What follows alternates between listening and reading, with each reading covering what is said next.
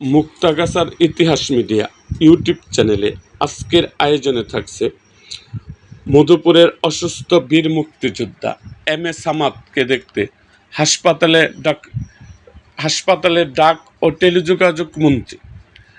তা এই ভিডিওটি দেখার আগে অবশ্যই আমাদের চ্যানেলটিকে সাবস্ক্রাইব করুন এবং পাশে থাকা বেল আইকনটি বাজিয়ে দিন।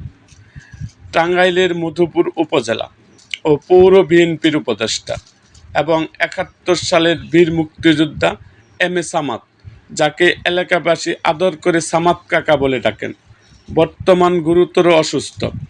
তার এই অসুস্থতার খবর পেয়ে তাৎক্ষণিকভাবে তার চিকিৎসার খোঁজখবর নিতে রাজধানীর এভারকেয়ার হাসপাতালে ছুটে যান সরকারের গুরুত্বপূর্ণ এক মন্ত্রী।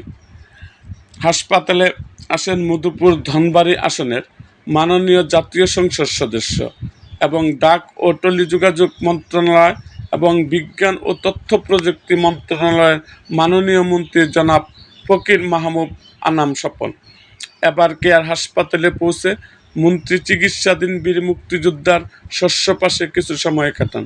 তিনি কর্তব্যরত চিকিৎসকদের সাথে কথা বলেন, তার শারীরিক অবস্থা, চিকিৎসার অগ্রগতি সম্পর্কে বিস্তারিত খোঁজ নেন।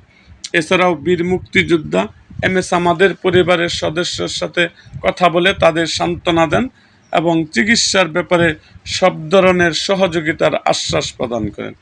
মন্ত্রীর এই আকস্মিক পরিদর্শন ও আন্তরিকতায় অসুস্থ বীর মুক্তিযোদ্ধার পরিবার এবং স্থানীয় দলীয় নেতাকর্মীদের মধ্যে ইতিবাচক সাড়া পড়েছে।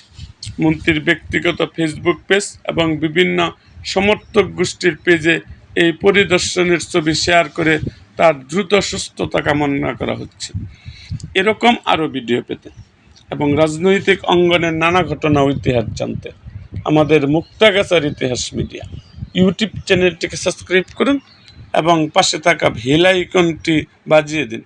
হ্যাঁ, আপনাদের কোনো অনুরোধের ভিডিও থাকলে অবশ্যই কমেন্ট বক্সে জানান। বুঝছেন?